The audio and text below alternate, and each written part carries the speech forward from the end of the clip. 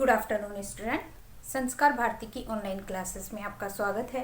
देखो, अपना टॉपिक चल रहा था भारत में गोंड जनजाति का।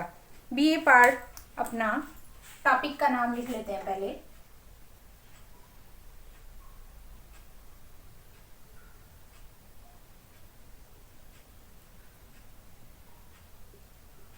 गोंड जनजाति।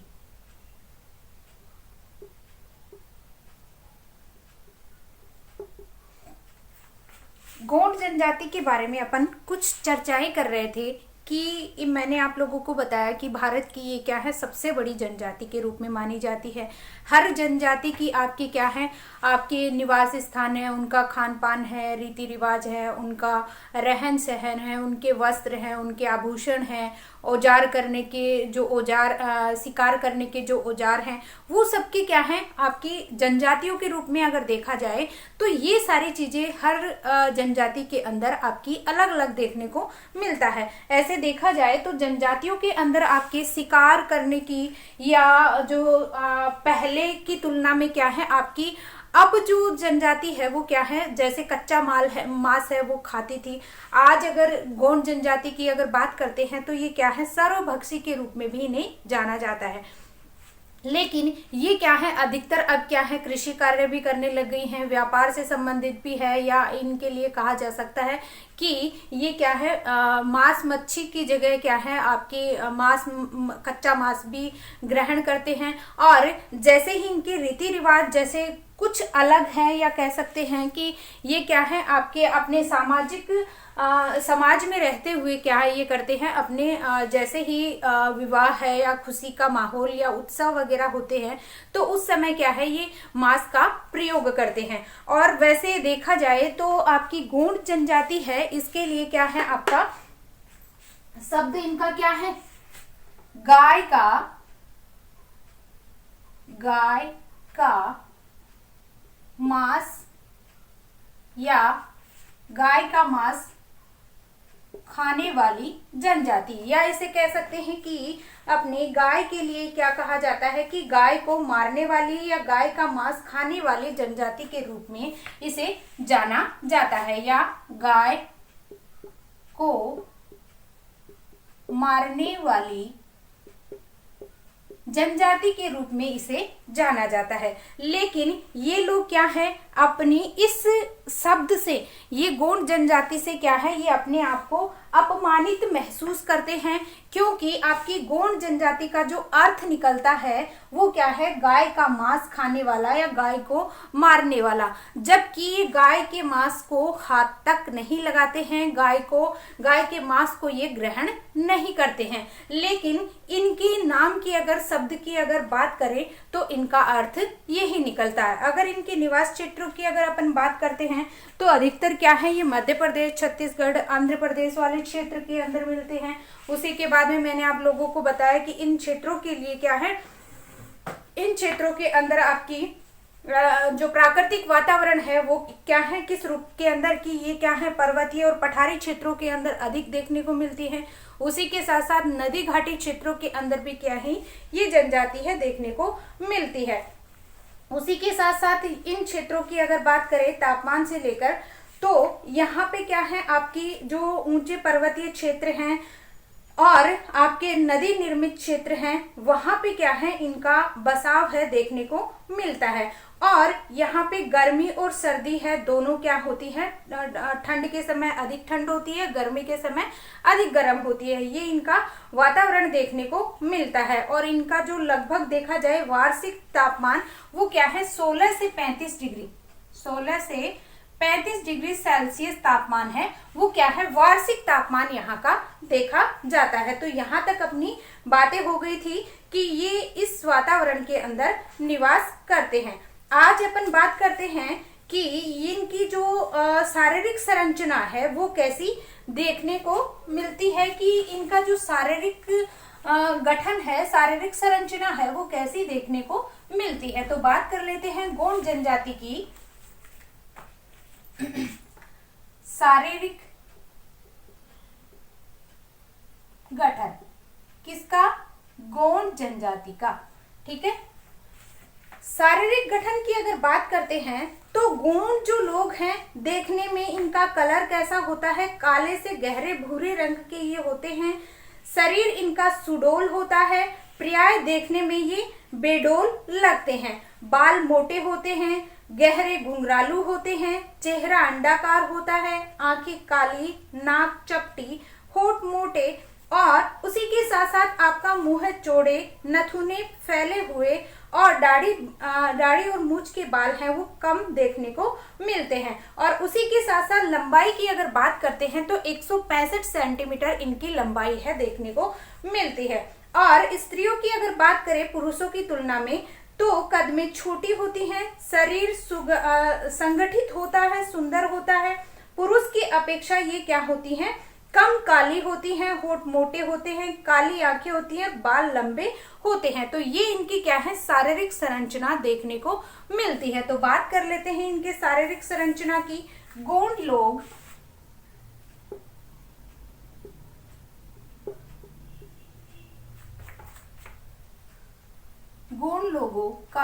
की त्वचा का रंग काला व भूरे रंग के होते हैं।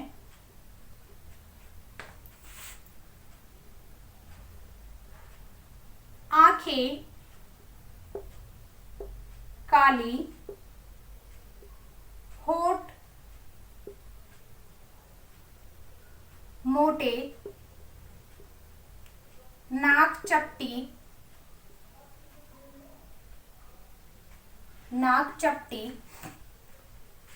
नथुने चौड़े व बाल काले व घुंघराले होते हैं। शरीर सुडौल व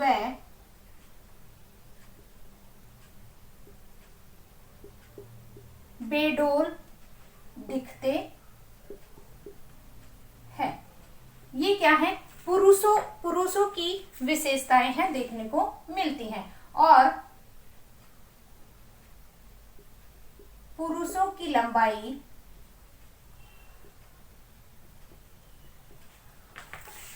165 सेंटीमीटर होती है। ये तो क्या है, आपके पुरुषों की विशेषताएं।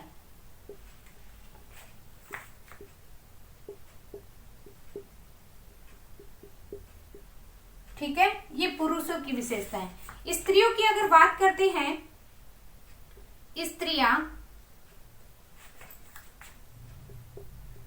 स्त्रियों का शारीरिक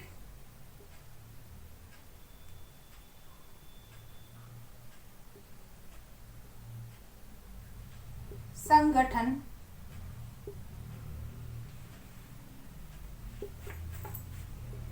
कुछ सुंदर होता है।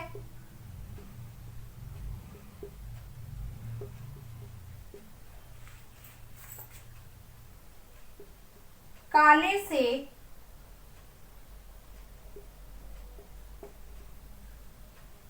कुछ हल्का रंग होता है। बाल काले व लंबे होते हैं, और लंबाई पुरुषों की तुलना में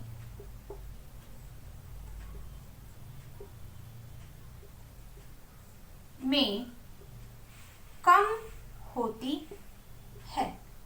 ये क्या है, इनका शारीरिक रूप है देखने को मिलता है। तो इस तरीके से क्या है, इनका शरीर है वो क्या है, आपका दिखाई देता है। ठीक है, पहले इसका स्क्रीनशॉट ले लीजिए।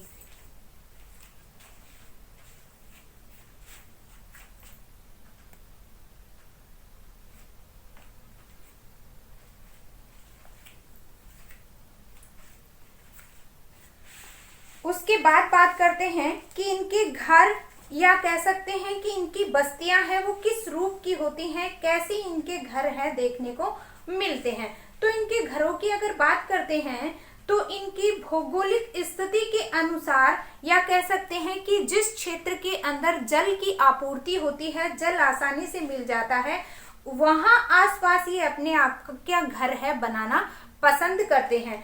क्यों करते हैं? क्योंकि आपके कह सकते हैं कि गोंड अपने घर पठारी या ऊंची पहाड़ी ढालों या निम्न मैदानी भागों के अंदर क्या है, ऐसी जगह पे अपना घर बनाते हैं जहां क्या है प्राकृतिक रूप से उनको सुरक्षा प्राप्त हो सके और उसी के आसपास वो क्या कर सके, खेती या कृषि कार्य कर सके। यानी कि जहां पे आपका निम्न मैदानी क्षेत्र होगा, नदी का क्षेत्र जहां से आसपास होगा, वहां से क्या है ये कृषि कार्य कर सकते हैं। दूसरा क्या है, इनको आसानी से जब जल प्राप्त हो जाता है या कह सकते हैं कि पहाड़ी या पठारी क्षेत्रों के अंदर भी ये ऐसी जगह पे रहना पसंद करते हैं जहां पे जल की आपूर्ति इनको आसानी से हो सके, तो वहां पे अपना घर बनाना ये पसंद करते हैं। क्यों करते हैं? क्योंकि वहां पे कृषि कार्य भी ये क्या है करते हैं। उसी के साथ साथ देखा जाए तो इन खेतों ये क्या है वनों के साथ साथ खेती करना या लकड़ियां, कंदमूल, शिकार की प्राप्ति या क्या है ये अपने घरेलू व्यवसाय या कच्चा मांस इनको भी क्या है प्राप्त करती हैं। इसलिए क्या है पहाड़ी और पठारी क्षेत्रों के अंदर क्या है रहना पसंद करते हैं। और उसी के साथ साथ देखा जाए तो ये क्या है देवी देवता का उनका पूजन, और उसी के साथ क्या है ये लोग गांव की स्थिति की अगर बात करते हैं तो वहां पे क्या है पशु बलि है वो भी क्या है चढ़ाई जाती है। और ऐसे क्षेत्र के अंदर क्या है सबसे पहले कोई भी झोपड़ी है 50 या 30 से 50 जो झोपड़ियां स्थापित की जाती हैं तो उनको क्या कहा जाता है, टोला कहा जाता है। टोला या समूह किसको, आपकी गोंड जो जनजाति है उसके 30 से 50 झोपड़ियों को, 30 से 50 झोपड़ियां अगर एक जगह पे समूह के अंदर रहती है तो उससे क्या कहा जाता है, टोला कहा जाता है। तो इस तरीके से क्या है वो झोपड़ियों को क्या कहा जाता है, टोला या समूह कहा जाता है।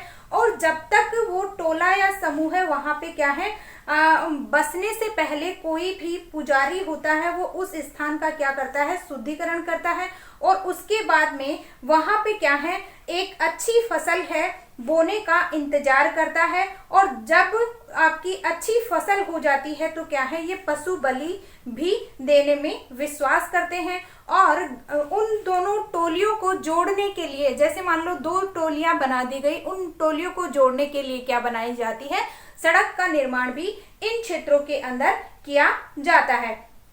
दूसरा अगर बात करें तो यहाँ पे क्या है मंदिर है या मृतकों के लिए स्मारक है, ये भी क्या है इन गांवों के अंदर क्या है शमशान घाट है, इनका निर्माण भी ये करते हैं। और उसी के साथ साथ देखा जाए तो बड़े गांव में जैसे मान लो कोई बड़ा गांव है वो स्थापित हो गया है तो बड़े गांव में राज्य कर्मचारी के ठहरने की व्यवस्था को कोस गोतुल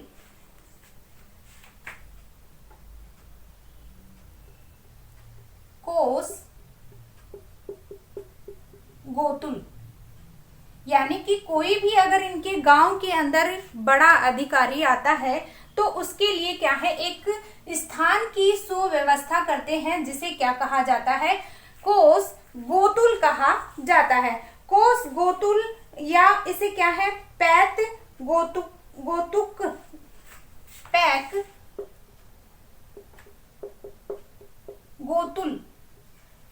गोतुल भी इसे कहा जाता है, जिसके अंदर क्या किया जाता है कोई भी बड़े मेहमान या अधिकारी को क्या है इसके अंदर रखा जाता है। कि जैसे मान लो अपने यहाँ पे कोई रिवाज है तो बैठने की व्यवस्था, एक मेहमान की जो व्यवस्था की जाती है बैठने के लिए, एक अलग रूम की व्यवस्था की जाती है कि घर के अंदर कोई भी मेहमान आ गया तो तुरंत उसको उस घर के अंदर, उस रूम के अंदर व्यवस्थित उसको बिठा सके। तो इन लोगों के अंदर भी क्या है, एक बड़े गांव, जैसे छोटे छोटे गांव में व्यवस्था नहीं होती थी, जब क्या है टोलियां हैं, जैसे दो टोलियों के बीच के अंदर सड़क निकाल दी तो 5-6 टोलियां हैं वो एक जगह व्यवस्थित हो गई और उसे एक बड़े गांव का नाम दिया जाता है। और उस गांव के अंदर अगर वहां पे क्या है कोई भी एक अधिकारी है या कोई जो बड़े कह सकते हैं कि जो पढ़ा लिखा लोग है या कोई भी यहाँ पे आता है तो उसके ठहरने की जो व्यवस्था की जाती है उसे कोस गोतुल या पैक गोतुल कहा जाता है। तो इस तरीके से इनकी क्या है आपके मकानों की व्यवस्था है देखने को मिलती है।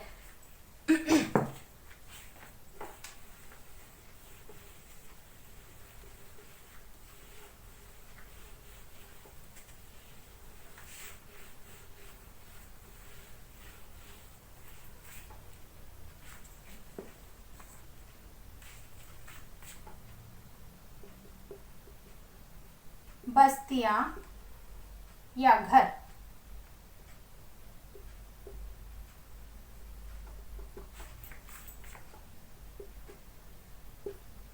गौंड जनजाति ऐसे स्थानों पर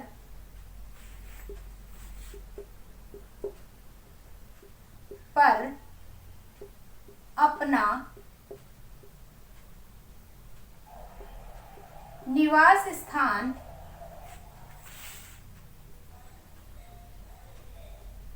बनाते हैं जहां उनको जल की आपूर्ति आसानी से हो जाती है। जैसे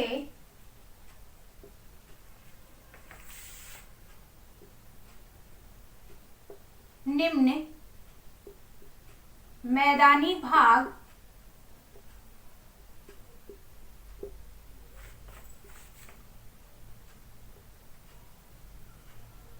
पर्वतीय व पहाड़ी भाग, पहाड़ी भागों के आसपास पाए जाते हैं और इनकी झोपड़ियां लगभग 30 से 50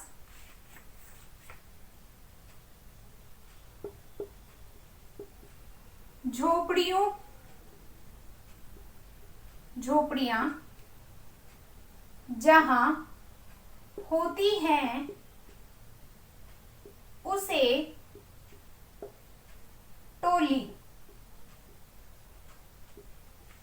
टोली या समूह कहा जाता है।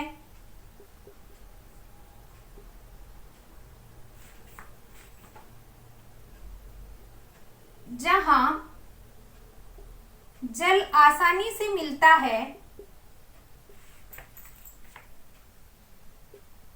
जहां जल आसानी से मिलता है वहां यह कृषि कार्य भी करते हैं और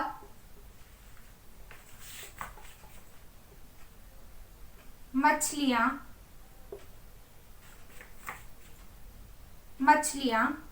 भी पकड़ लेते हैं, इसलिए ये ऐसे स्थानों पर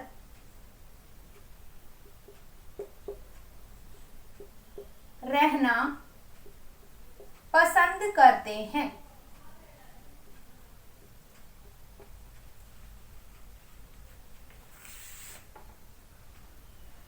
बड़े गांव में किसी अधिकारी या मेहमान के ठहरने की व्यवस्था जहां की जाती है, इसका स्क्रीनशॉट ले लीजिए, जहां की जाती है उसे, जहां की जाती है उसे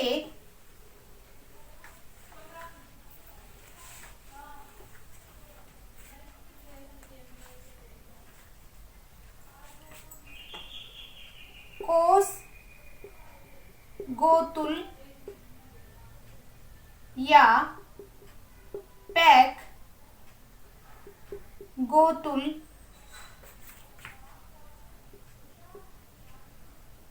के नाम से जाना जाता है।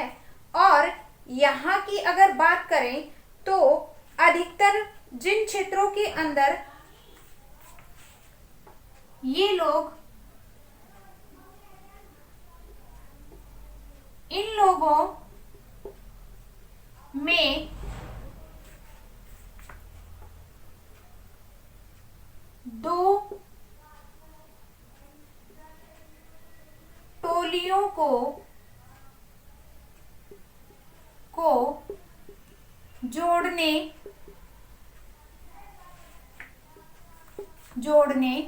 के लिए सड़कों का निर्माण भी किया जाता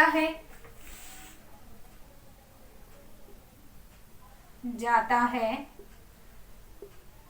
और ये मंदिर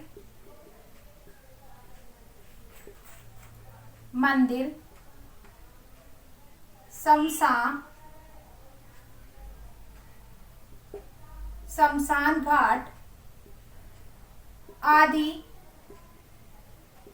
का निर्माण भी करते हैं। ठीक है, आदि का भी क्या है, ये निर्माण करते हैं। और जहां पे क्या है, आपके जिन क्षेत्रों के अंदर आपके जो वृक्ष है, जहां अधिक वृक्ष देखने को मिलते हैं, वहां पे भी क्या है, ये अपने घरों का निर्माण करते हैं। और ये क्या है, आजकल वर्तमान समय में ये लोग झोपड़ियों के अलावा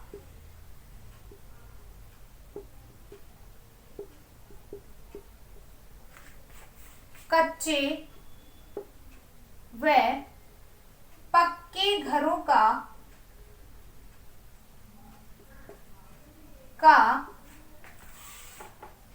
निर्माण भी करने लग गए हैं।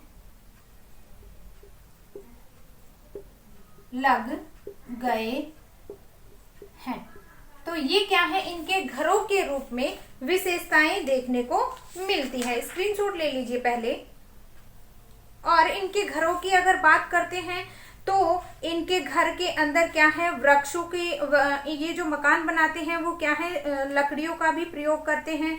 और जो मिट्टी का प्लास्टर है वो भी क्या है करने लग गए हैं। उसी के साथ साथ अगर बात करें तो यहाँ पे ये जो लोग हैं गोंड जनजाति है वो क्या है स्थायी रूप से रहने लग गई है, या कह सकते हैं जनजातियों के अंदर ये स्थायी रूप से रहने वाली जनजाति मानी जाती है। इसलिए ये अपनी झोपड़ियों की अगर बात करते हैं तो ये क्या है लकड़ी की घास फूस की भी अपनी झोपड़ियां बनाते हैं और उसी के साथ साथ मिट्टी की दीवारों से अपने घरों का निर्माण करती हैं। और घर के अंदर क्या है अपना जो शयन कक्ष है, रसोई घर है, ये क्या है अलग अलग रूपों के अंदर देखने को मिलता है। तो इस तरीके से इनके घरों का निर्माण है वो किया जाता है। और इसी के साथ साथ अगर बात करें तो ये लोग क्या है बर्तनों के अंदर अगर बात करें तो ये लोग क्या है स्थायी रूप से रहते हुए घर के अंदर क्या है अधिक सामान है वो नहीं रखते हैं। बर्तन है, खाने पीने का सामान है वो क्या है आपका ज्यादा नहीं रखते हैं। और उसी के साथ साथ अगर बात करें तो ये क्या है जो लकड़ियों से बनी हुई टोकरियां हैं, चटाई है, और इनका प्रयोग करते हैं। अनाज पीसने के लिए ये पत्थर की चक्की का प्रयोग करते हैं। पानी भरने के लिए क्या है बर्तन और जो एल्यूमिनियम के बर्तन हैं उनका प्रयोग ये करने लग गए हैं। अधिकतर जो बर्तन हैं वो इनके एल्यूमिनियम और जस्ते के बने होते हैं। और उसी के साथ साथ ये घर के अंदर क्या है अनाज रखने के लिए प्रत्येक झोपड़ी के अंदर क्या है एक सीलन रहित अनाज घर का निर्माण भी करते हैं। तो ये विशेषताएं भी इनके अंदर देखने को मिलती हैं। पहले इसका स्क्रीनशॉट ले लीजिए।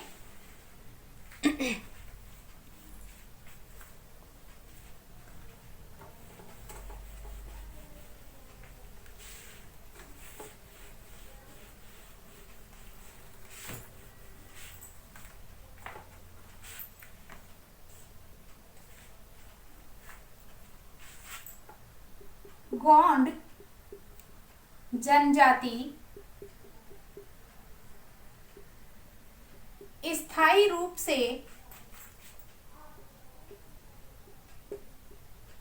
घर बनाकर रहती है। ये लोग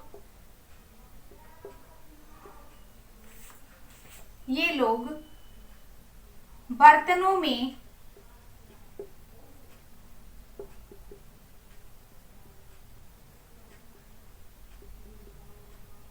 एल्यूमिनियम व जस्ते के बर्तनों का अधिक प्रयोग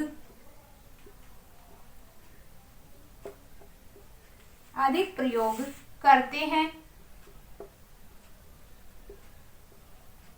उसी के साथ साथ अगर इनकी बात करें तो अनाज पीसने के लिए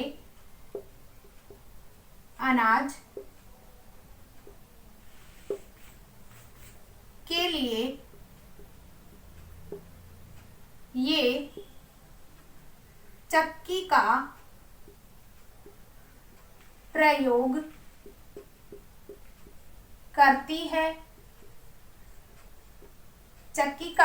करती हैं। और उसी के साथ साथ अगर देखा जाए तो ये लोग क्या हैं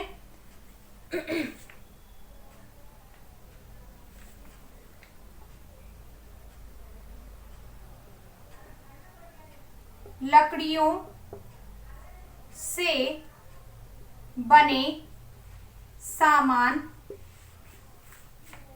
को अधिक काम में लेते हैं।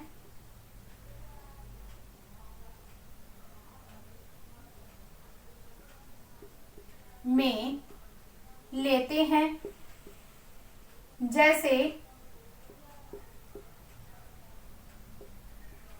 डलिया या टोकरियां, चटाई आदि। हर झोपड़ी में गोंड हर झोपड़ियों में गौंड हर झोपड़ियों में अनाज रखने के लिए